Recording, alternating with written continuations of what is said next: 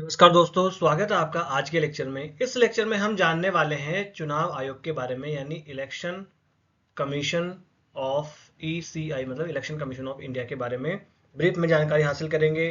क्या इसका कंपोजिशन होता है, कब इसका गठन किया गया था, कौन कौन इसके सदस्य होते हैं, ठीक है, क्या इसके कार्य होते हैं, संवैधानिक प्रावधान क्या है, इनके बारे में जानकारी हासिल करने वाले हैं। चलिए शुरू कर लेते हैं आज का लेक्चर। तो संविधान के कौन से आर्टिकल, कौन से अनुच्छेद में बताया गया है, हिंदी में आप कहो इसे शुद्ध में तो ये होगा अनुच्छेद। आर्टिकल को जहां जहां आर्टिकल लिखा हो वहां अनुच्छेद आप कर लीजिएगा, इतना तो समझदार है यहाँ।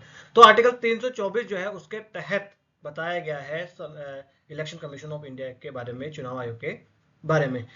क्या कार्य होता है मुख्य मुख्य, तो मुख्य मुख्य कार्य होगा भाई, जो संसद है, राज्य विधानसभाएं हैं, राष्ट्रपति है, उपराष्ट्रपति है, इनके जो भी चुनाव होते हैं उन चुनाव को कौन करवाता है, इलेक्शन कमीशन ऑफ इंडिया ही करवाता है। ठीक, संवैधानिक प्रावधानों में अगर हम देखें और भी जाके जितने भी इसके आर्टिकल्स हैं इनके बारे में एक ब्रीफ देख लेते हैं, एक बार हल्की सी नजर मान लेते हैं। आजकल प्री में जो है इस प्रकार के आर्टिकल्स के बारे में भी क्वेश्चन पूछने लगी है यूपीएससी। ठीक है साहब, आर्टिकल 324 जो है, अनुच्छेद 324 चुनाव के संचालन की शक्ति देता है कि किस प्रकार से चुनाव का संचालन करेगा भारतीय निर्वाचन आयोग। फिर आर्टिकल 325 जो है वो धर्म, जाति, लिंग के आधार पर मतदाता सूची से कोई भी जो है वो बाहर नहीं रहे, इसकी बात करता है कि धर्म के आधार पर, लिंग के आधार पर किसी को भी बाहर नहीं रखा जाएगा, जाति के आधार पर बाहर नहीं रखा जाएगा। ठीक है साहब, आर्टिकल 326 जो है वो बताता है सार्वभौमिक वयस्क मताधिकार के बारे में, है ना, एडल्ट फ्रेंचाइज जिसे कहते हैं, यूनिवर्सल, है ना। तो ये क्या होता है कि जितने भी 18 वर्ष से ऊपर के हमारे यहाँ जो भारतीय नागरिक हैं वो चुनाव में हिस्सा ले सकते हैं, वोट दे सकते हैं। ये हुआ कब था, तो 61st अमेंडमेंट किया गया था राजीव गांधी जी के द्वारा। किसके द्वारा, राजीव गांधी जी के द्वारा 61st अमेंडमेंट किया गया था। राजीव गांधी जी याद क्यों रखना, ऐसा क्वेश्चन यूपीएससी पूछती है, एक बार पूछ लिया था फर्स्ट अमेंडमेंट जब हुआ तो प्रधानमंत्री कौन थे, तो 61st कब हुआ तब कौन थे, ऐसा भी नहीं पूछ सकते। कब, 1989 में ऐसा किया गया था। इससे पहले 18 वर्ष नहीं था, 21 वर्ष हुआ करती थी। ठीक है, तो 18 वर्ष कर दिया था राजीव गांधी जी ने। ठीक है, ये देख लेते हैं, देख लिया। फिर आर्टिकल 327 और 328 जो है वह बात करती है कि संसद और राज्य विधानसभाएं जितनी भी है वो चुनाव संबंधी कानून बना सकती है। भाई जो संसद है और जो राज्य विधानसभाएं हैं वो चुनाव से रिलेटेड कोई भी कानून बनाना है तो वो बना सकती है। आर्टिकल 327 और 28 में दिया गया है। 329 में बात कही गई कि कोई भी चुनावी मामला होगा उसमें न्यायिक हस्तक्षेप नहीं होगा। क्या नहीं होगा, न्यायिक हस्तक्षेप नहीं होगा। पर क्या ऐसा हो सकता है, जुडिशियल रिव्यू तो पार्ट किसका है, बेसिक स्ट्रक्चर का, किसका, बेसिक स्ट्रक्चर का पार्ट है, मूलभूत ढांचे का पार्ट है, इसलिए न्यायिक समीक्षा तो की ही जाएगी। ठीक है साहब, आगे आ जाते हैं। चुनाव आयोग के महत्वपूर्ण कार्यों में अगर हम देखें तो एक तो इसकी होगी परामर्शी भूमिका। क्या होगी, एक इसकी होगी परामर्शी भूमिका। माफ कीजिएगा, पेन एक बार हम चेंज कर लेते हैं। हाँ जी, परामर्शी भूमिका। परामर्शी भूमिका में क्या हुआ कि राष्ट्रपति और राज्यपाल को सांसदों और विधायकों के अयोग्यता के मामलों पर सलाह देता है ना। देखिए दो तरीके से अपने यहाँ अयोग्यता होती है, एक तो दल बदल कानून, दल बदल कानून जो है, और एक होती है अपने यहाँ people representation of people act के थ्रू। तो इस रिप्रेजेंटेशन ऑफ पीपल एक्ट के थ्रू जितनी भी अयोग्यताएं होती है विधायकों और सांसदों की, उसके ऊपर राष्ट्रपति या राज्यपाल को, अगर सांसद है तो राष्ट्रपति को, और अगर विधायक है तो राज्यपाल को, उनके अयोग्यता के मामलों में सलाह देता है कौन, चुनाव आयोग। ठीक है साहब, फिर एक इसकी अर्ध न्यायिक भूमिका भी होती है, क्वासी जुडिशियल भूमिका भी होती है। चुनावी खर्चों का हिसाब जो है वो ये देखेगा। राजनीतिक दलों के प्रतीकों को विवाद हो जाए तो उनको ये देखेगा। जैसे अगर अभी का हम देखें तो शिवसेना का हम देखें तो शिवसेना में अभी उद्धव ठाकरे दल और एक और दल जो था उनके बीच में, जो मुख्यमंत्री भी रहे, फिर उनके बीच में जो है विवाद उत्पन्न हो गया था। तब तो बताया गया था कि हाँ ये जो है वो चुनाव चिन्ह किसका रहेगा, शिवसेना वाले दल का रहेगा या दूसरे वाले दल का रहेगा। अखिलेश यादव और मुलायम सिंह जी के बीच में एक बार हो गया था, तब भी ये किया गया था कि हाँ ये तो ऐसे एग्जाम्पल्स है, एग्जाम में डालने में काम आएंगे आपको। ठीक, चुनावी जो खर्चे हैं उनका हिसाब दिया कि नहीं दिया, ये सब चीजों के रूप में अर्ध न्यायिक भूमिका के रूप में वो कार्य करता है कि न्यायालय का कोई कार्य करता है, न्यायालय के सिवा कोई, तो उसे अर्ध न्यायिक कार्य कहा जाता है। ठीक है, फिर कुछ प्रशासनिक भूमिकाएं भी इसकी होती है। क्या प्रशासनिक भूमिकाएं, चुनावी क्षेत्रों का सीमांकन करता है। क्या करता है, डिलिमिटेशन। क्या, डिलिमिटेशन ये करवाता है कि भाई ये वाला क्षेत्र है, यहाँ पर इस क्षेत्र में कौन कौन चुनाव लड़ेगा, फिर इस कौन सी जनसंख्या जो है वो किसको चुनेगी, है ना। इस प्रकार से पूरा बताता है कि यहाँ से ये चुने जाएंगे, ये चुनावी क्षेत्र अलग है, ये चुनावी क्षेत्र अलग है, ये चुनावी क्षेत्र अलग है, ये चुनावी क्षेत्र अलग है, ठीक है। फिर मतदाताओं का पंजीकरण भी करता है, कौन कौन वोट दे सकता है, ये कौन कौन मतदाता होंगे, इनके बारे में उनका पंजीकरण रजिस्ट्रेशन कौन करता है, चुनाव आयोग ही करता है ना।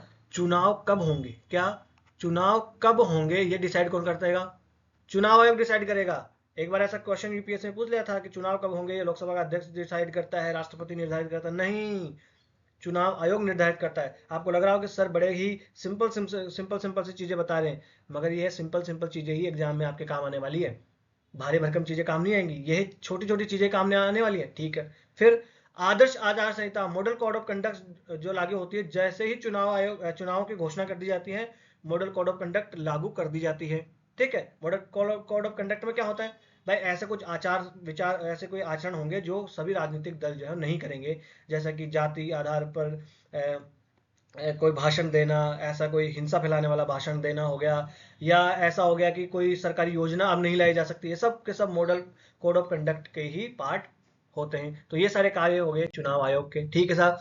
अब हम देख लें मोटा मोटा कि चुनाव आयोग की संरचना क्या है।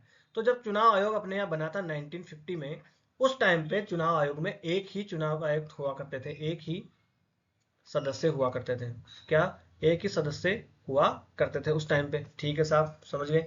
उसके बाद में 1989 तक 1889 तक नहीं, 1989 तक एक सदस्य ही रहा। उसके बाद में इसको 3 सदस्य बना दिया जाता है, क्या बना दिया जाता है, 3 सदस्य इसको बना दिया जाता है। पहले चुनाव आयुक्त कौन हुआ करते थे, सुकुमार सेन हुआ करते थे। ये पहले याद रखना, ऐसा एक बार यूपी पीसीएस में पूछ लिया था कि पहले वित्त आयोग आयुक्त कौन हुआ करते थे, पहले वित्त आयोग के अध्यक्ष कौन हुआ करते थे, है ना। तो इस प्रकार से ये भी पूछा जा सकता है, ठीक। अब हो गया, अभी तो अभी सर कैसे हैं, तो अभी है 3 सदस्य, कितना है 3 सदस्य, तीनों सदस्य वर्तमान जो अध्यक्ष ये है चीफ इलेक्शन कमिश्नर, और ये दोनों है इलेक्शन कमिश्नर। इनके बारे में आप और एक बार देख लीजिएगा इनके इलेक्शन कमीशन ऑफ इंडिया की साइट पर ही। अभी मैं लेटेस्ट लेके आया हूँ, ये तीनों ही हैं, इनका नाम है राजीव कुमार, ठीक है, जो मुख्य चुनाव आयुक्त है, ठीक है साहब।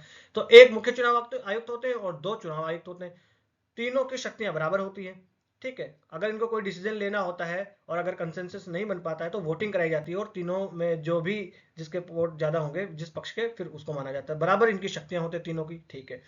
नियुक्ति कौन करता है, इनकी नियुक्ति करते हैं राष्ट्रपति। किसकी सिफारिश से राष्ट्रपति करेंगे, तो एक चयन समिति होती है, किसकी क्या होती है, एक चयन समिति होती है, उस चयन समिति की सिफारिशों पर राष्ट्रपति जो है इसे करवाते हैं, ठीक है, इनकी नियुक्ति करते हैं। कार्यकाल कितना होता है, तो 6 वर्ष का, 6 वर्ष का, या जब तक इनकी 65 वर्ष का ना हो जाए तब तक इनका कार्यकाल होता है, ठीक है साहब, समझ में आ गया, ठीक।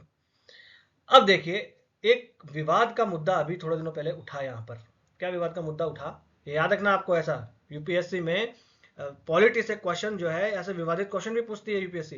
विवाद का मुद्दा उठा कि एक चीफ इलेक्शन कमिश्नर और इलेक्शन कमिश्नर्स बिल 2023 लाया गया संसद में। इसमें क्या हुआ था, इससे पहले का एक आप बात समझिए, सुप्रीम कोर्ट ने यह कहा कि इलेक्शन कमीशन जो है उसको नियुक्ति करने का काम तो राष्ट्रपति का है, मगर जो चयन समिति है, वो चयन समिति ऐसा कोई पहले हुआ इतना नहीं हुआ करता था, कोई संविधान में प्रावधान नहीं है, ठीक है। सुप्रीम कोर्ट ने कहा कि इसमें जो है एक तो प्राइम मिनिस्टर हो जाए, प्लस एक लीडर ऑफ अपोजिशन हो जाए लोकसभा में, प्लस एक हो जाए CGI, chief justice of India, ये सुप्रीम कोर्ट ने कहा। तो इस बात को ओवरराइड करने के लिए सरकार जो है वो संसद में एक बिल ले आती है इनसे रिलेटेड, और इसमें कह देते हैं कि भाई ये जो चयन समिति थी ना, सुप्रीम कोर्ट ने कहा था, तो इसमें से हम क्या कहेंगे, प्राइम मिनिस्टर मानेंगे, रहना चाहिए, लीडर ऑफ अपोजिशन भी हम मानेंगे कि भाई लीडर ऑफ अपोजिशन लोकसभा में जो है वो होने चाहिए। अभी कौन है, राहुल गांधी जी हैं, ठीक है, प्रधानमंत्री नरेंद्र मोदी जी हैं। और सीजीआई जो है इसको हम नहीं मानेंगे। अगर ऐसा हुआ तो हम ये न्यायालय का माफ कीजिएगा, पानी पी लूं, न्यायालय का ये तो हस्तक्षेप होगा, तो हम सीजीआई को नहीं मानेंगे, बल्कि इनकी जगह कैबिनेट मिनिस्टर ही होंगे, ठीक है। तो ये होगी चयन समिति, इसके अकॉर्डिंग कर दिया। फिर इनका वेतन और अन्य सेवाएं हैं वो कैबिनेट सचिव के बराबर कर दी गई। इससे पहले किसके बराबर हुआ करती थी, सुप्रीम कोर्ट के जज के बराबर हुआ करती थी, सीजीआई के बराबर इनकी जो है वो वेतन भत्ते और हुआ करते थे, इसका मतलब इनका पावर भी उतना है। अब यहाँ पर इनको कर दिया गया कैबिनेट सचिव के बराबर, इसका मतलब कैबिनेट सचिव तो किसी मंत्री से तो नीचा ही होता ना, हालांकि इसका विरोध हुआ, बाद में इस प्रावधान को हटा दिया जाता है और सुप्रीम कोर्ट के बराबर इनके रहते हैं। जो मुख्य रूप से विपक्ष और देश में जो हंगामा मचा वो मचा इस बात को लेकर कि ऐसा हुआ तो स्वतंत्रता के ऊपर खतरा आ जाएगा, सरकार का प्रभाव बढ़ जाएगा, क्योंकि यहाँ पर देखिए सरकार की ओर से तो प्राइम मिनिस्टर और सीजे ये कैबिनेट मिनिस्टर दो दो हैं, और अगर मान लीजिए लीडर ऑफ अपोजिशन इसमें ना भी हुए तो भी ये तो चयन समिति काम कर सकती है। ठीक है, ठीक है साहब। तो यहाँ पर ही इसमें एक मुद्दा उठता है। तो ये करंट अफेयर की बात हुई, ये भी आपको याद रख लेना है। संवैधानिक दृष्टिकोण से अगर देखें तो चुनाव आयोग का स्वतंत्र होना बहुत ही जरूरी है। ऐसा नहीं हुआ तो फिर देश में चुनाव कैसे होंगे? तो हमारे देश के लोकतंत्र जो है उस लोकतंत्र का एम्पायर है। एनसीईआरटी एम्पायर की संज्ञा देती है कि ये एम्पायर, ये देखते हैं कि खेल जो है वो लोकतंत्र का ठीक चल रहा है कि नहीं ठीक चल रहा है। अगर ये स्वतंत्र नहीं हुए, किसी एक पार्टी के पक्ष में हो गए, तो फिर चुनाव ठीक से होंगे नहीं। और जब चुनाव ठीक से नहीं होंगे तो क्या हुआ बांग्लादेश में, आपने देखा ही, वहाँ के चुनाव जो है उनमें धांधली का आरोप लगा और फिर वहाँ की प्रधानमंत्री को भागना पड़ा। हालांकि भारत में ऐसी समस्या नहीं आएगी, अपना चुनाव आयोग तो जो है चुनाव आयोग है उसके ऊपर भरोसा है। हालांकि पहले से ऐसा थोड़ा भारतीय चुनाव आयोग का कम हुआ है, ऐसा रिपोर्ट्स भी बताती हैं, पर हमें इसमें सब चीज़ों में नहीं जाना है। ठीक।